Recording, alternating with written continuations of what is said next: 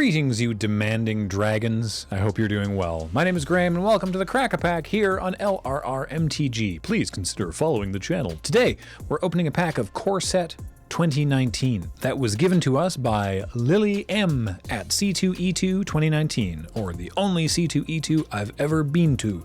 That was a fun time. After C2E2, Beej and I took a sleeper train to PAX. You can watch all about it on my vlog channel. First up, we have Fire Elemental. Old school. This was in, gosh, Alpha, I think? 3 red for a 5/4 Elemental. That's all it does, and that's all it needs to do. It's a big fiery thing. Why not? Who needs rules text? Not the Loxodon line breaker. It's 2 and a white for a 3/2 Elephant Soldier. That's also fine. It does what it needs to do, which is be a 3/2 for 3 and fill the curve. Not like staggering beings in the set just yet, but well, I predict we'll get there. The Frilled Sea Serpent is not bad. Frilled Sea Serpent is 4 blue for a 4/6 Serpent, and for 5 blue, Frilled Sea Serpent can't be blocked this turn. It looks like an enormous lionfish. It's like they took a lionfish and it's like the window glitched and they just like dragged the lionfish. Like when you would win at old Windows Solitaire. How dated is this reference? Anyway, they still print this card. Like, was this in Theros? Theros Beyond Death or something? It's certainly been in a core set in the last couple of years, I want to say. So, sure, Frilled Sea Serpent. Why not? A Doomed Dissenter, 1 and a black for a 1/1 human from Amonkhet originally. When it dies, create a 2/2 black zombie creature token. It's always nice to have things like this for sacrifice decks. You get to level it up, block if you need to. Just save yourself some life and turn it into a 2/2. Why not? Poor guy. He will be missed. Probably. Possibly not. Rock's Oracle, 4 and a green for a 4/2 Rhino Monk with his big glowing pizza. When it enters, you can't tell me it doesn't look like a big glowing pizza. It's like, it really looks like some melty cheese in his like scrying bowl, I guess. Anyway, enters the battlefield, draw a card. This card in M19 draft, totally fine. In that arena thing, I don't know if it was Omniscience draft, I think it is, when they did the one for M19 where you did the draft and then you got a hand of 3 cards, I think it was, and you could just play things for free. It was a very, very strange format. But anyway, this card was a very high pick because it was a creature, again, you could play for free, that drew you another card. So you could just like churn through the deck. That was Rock's Oracle's big moment to shine with his shiny pizza. Next, Thornhide Wolves. Also 4 and a green, but a much larger creature. It's a 4/5 wolf, and that's it.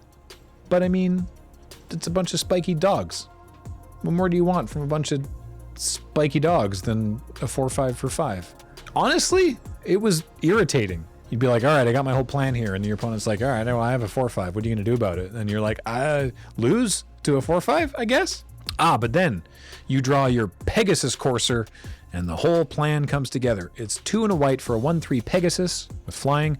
Whenever it attacks, another target attacking creature gains flying until end of turn. I like that Pegasus,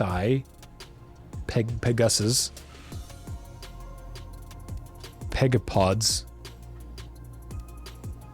Pegos, they're always like, climb aboard, you know, the Pegasus Courser, the Trusted Pegasus. I think there's another one where it's like, when this one attacks, if another creature's attacking, that creature can also fly.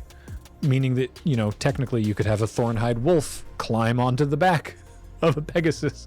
It's just, it conjures up a lot of really funny mental images. Look at that Fire Elemental flying this way on the Pegasus. That Pegasus seems to be experiencing a lot of discomfort, but we're gonna get hit in the face for 6, so who's laughing now, I guess. Next up, we have Smelt. It's a single red mana for an instant, destroy target artifact. There are better ways to get rid of artifacts that aren't like putting just a single narrow card in your deck. Sometimes you need it, but hopefully that never has to leave your sideboard. Druid of the Cowl. 1 and a green for a 1/3 elf druid tap to add green. Yeah, it's good. It does exactly what it needs to do, which is green mana. Blocks well too. I kind of like that. Oh, I like this card. I picked this card highly in core set draft. It's Sky Scanner. 3 mana, 1/1 artifact creature Thopter with flying. When it enters the battlefield, draw a card. It goes in any deck. It's a little flyer, so you get to just like chip in the air, and it replaces itself in your hand. Sky Scanner is just great. Also, it's horrifying because it's like a quadcopter with an eye on each rotor support and in the middle, and it's really upsetting when I realized what that was. As though, I mean, it's mechanical, so it's not like they've put like organic eyes into it, but they made them look like organic eyes in a really kind of unpleasant way. So thanks, Adam Paquette. I hate it. Gastbark Twins. 5 green for a 7/7 tree folk with trample. Gastbark Twins can block an additional creature each combat because it's real big. It's not because there's 2 of them. Well, there's 2 of them, but they're sort of like, they got 2 weird humanoid faces. This is also kind of upsetting, like buried in the top of this tree folk. It's still just one body. It can't block because it's 2 of them. It's very large. This is a big reach. Fingertip to fingertip. Must be an enormous wingspan on this Gastbark Twins. Fell Spectre. 3 and a black for a 1/3 Spectre with flying. When it enters the battlefield, target opponent discards a card. Whenever an opponent discards a card, that player loses 2 life. Spectres make you discard stuff. They printed a card recently that was a Spectre that didn't have anything to do with discard or hand attack or library stuff, and I got really confused. But Fell Spectre, I like it. Also, you get to block Sky Scanners in the air all day if your opponent's been smart enough to pick up the Sky Scanners. This is a big scary green beastie.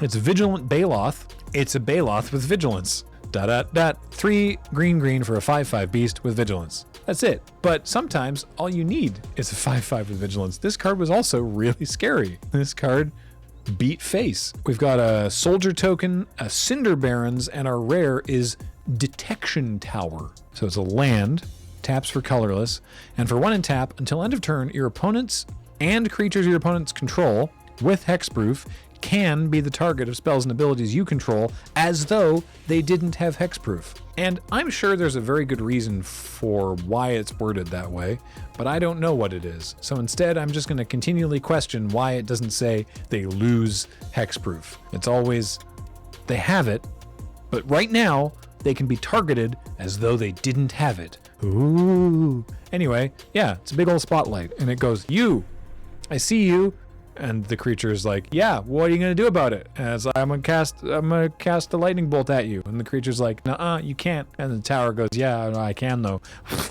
And the creature's like, ow. And that's how Magic the Gathering works. Come to me for lessons on how to play. The tower is worth over $1, which is like more than half. That's about half the pack. More than half the pack.